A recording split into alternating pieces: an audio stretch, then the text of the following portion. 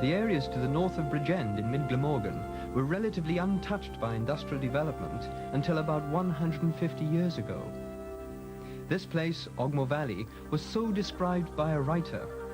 Until about 1860, the Ogmore Valley wore its lovely created wilderness, disturbed by none but the huntsman and his pack, the shepherd and his flock. But from that time, the coal industry developed rapidly, and the narrow valleys were soon to experience some great changes.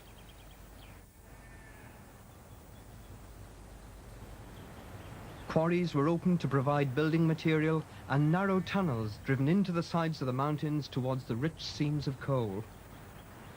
But before the sinking of the pits and the levels, there was a different way of life. Very few people lived here in the small farms scattered about the hillsides. They depended upon sheep for their livelihood, and the animals were allowed to roam freely about the hills. One of the focal points for these communities was the church. This is the parish church of Llangaina, and it dates back over 900 years. Close by is a tithe barn. Tithe means 1/10, and the local farmers to give 1/10 of everything they produced to support the church, its clergymen, and the poor people in the parish. These barns were very large to accommodate the quantities of produce brought here when it was time for the farmers to pay their tithes. And alongside the church and the barn is a pub, and it made sense to have a place nearby where the people could get something to eat and drink.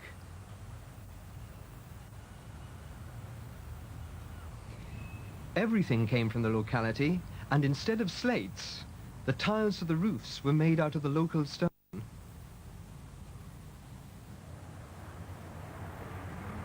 And local materials were also used to build this place, Tynewydd Farm in Ogmore Vale. It's one of the oldest houses in the neighborhood.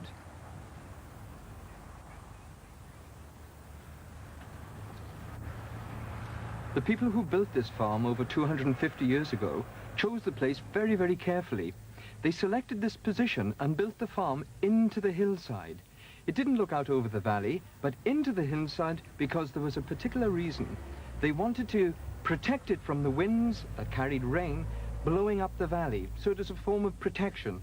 It's a longhouse, and by that we mean that one side of the building you had accommodation for the family, and then on the other side of the building you had accommodation for the animals.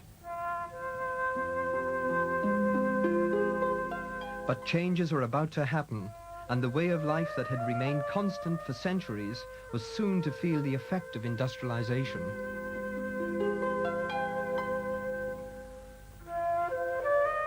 The farms themselves were surrounded by the new collieries and the new houses.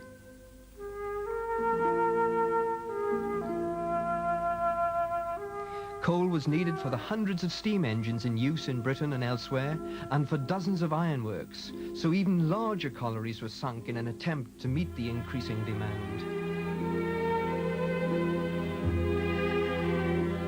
Coal was not only used for industrial purposes, but rapidly replaced timber as the fuel for the house, and beneath the Ogmore Valley lies some of the best house coal in South Wales.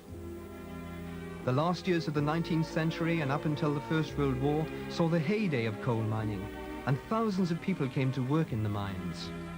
They came from the country areas of Wales and England and across the sea from Ireland. Many of these people were farm workers, but they left the countryside to come and live in the small towns springing up in nearly every valley. They quickly learned the skills of coal mining, and the children of these newcomers grew up among the railway lines, the pit heads, and the waste tips.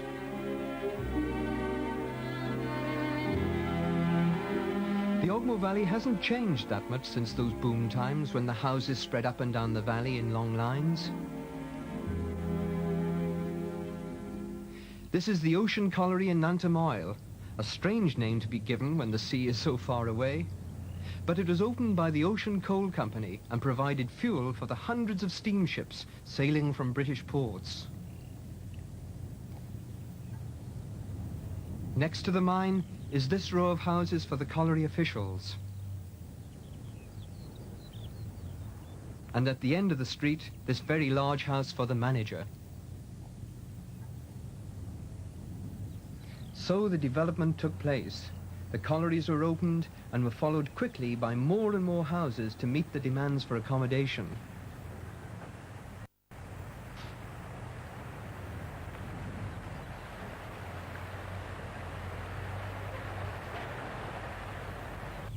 And of course, there were the chapels as well.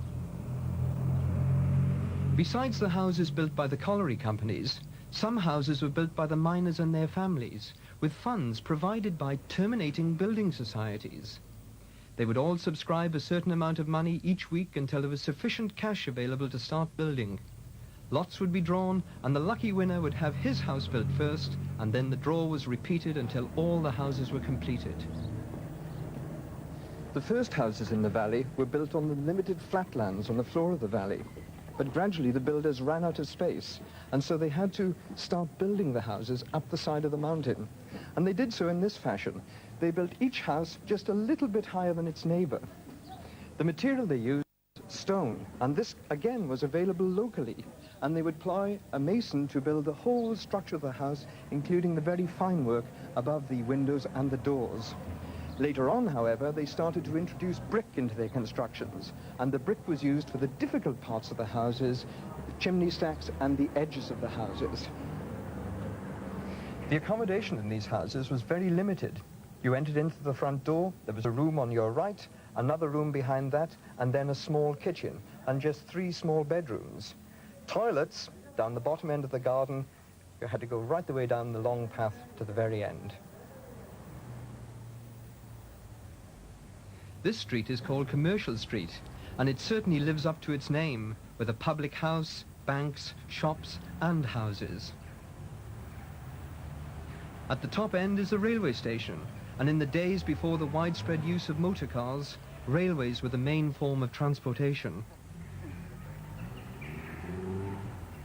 Countless numbers of trucks full of coal passed under this footbridge, and sometimes 2 locomotives were linked together to haul the long trains.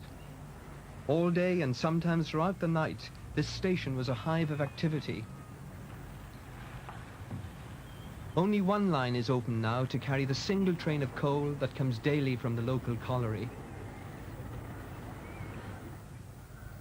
The first railway station was opened here in 1865, and these stations were places of joy and sadness as people came and went, some never to return. An indication of its importance can be gained from the size of the staff employed during the busy years. Besides dealing with the passengers, they also handled all the goods, parcels and foodstuffs brought into the valley. Now, of course, everything comes by lorry and van, and the railway line will, in all probability, close when the colliery is shut down. Commercial Street has some very large buildings, including a chapel and a workingmen's institute. It was built over 70 years ago from money subscribed by the miners. There was a large theatre, various games rooms, and it also contained an excellent library with books on a wide range of subjects. Sadly, part of the building has collapsed because of flooding, but the large impressive tower and the clock remain. The local people hope the hall will eventually be rebuilt.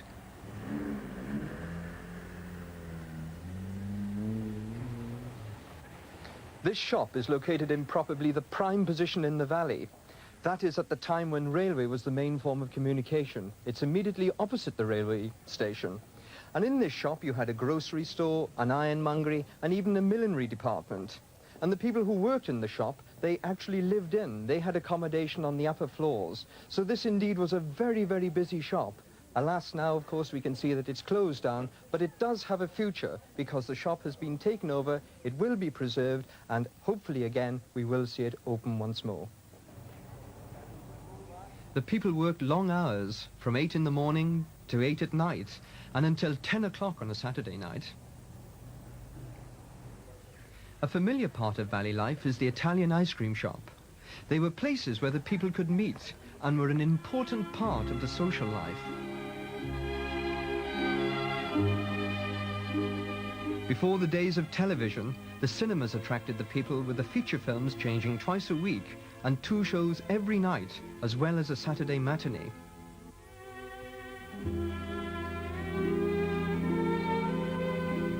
And a special day out was to ride in a charabanc to visit the seaside. It was a change from the smoke and grime of everyday life.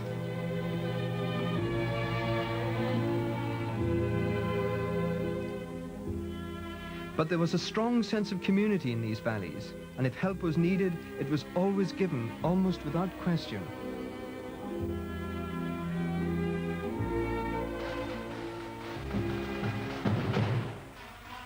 The jazz bands were very popular and included such fanciful groups as the Zulus.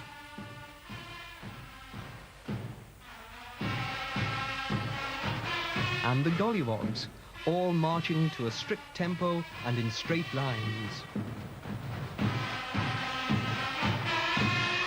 Other lines were not so happy though, when large numbers of police were needed to protect blacklegs.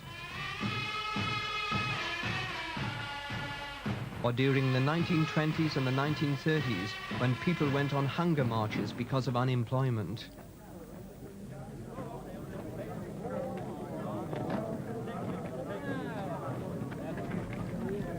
So, from the times when a colliery could employ perhaps 1,500 people, we can see how the labor force has been greatly reduced. In its 100 years of life, the number of people employed has decreased by more than 2/3.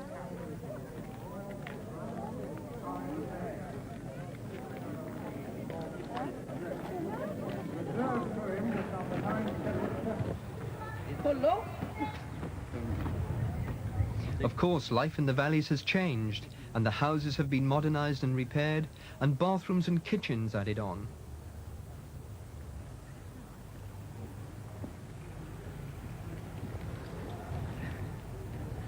And recently, new houses and flats have been built on the site of an old school.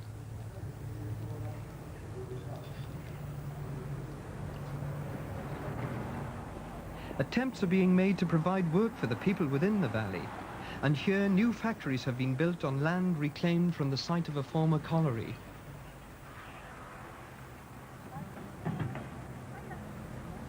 Even the hillsides have changed in places, and where once there were open moorlands, now there's acre upon acre of dark conifer trees surrounded by fences of barbed wire.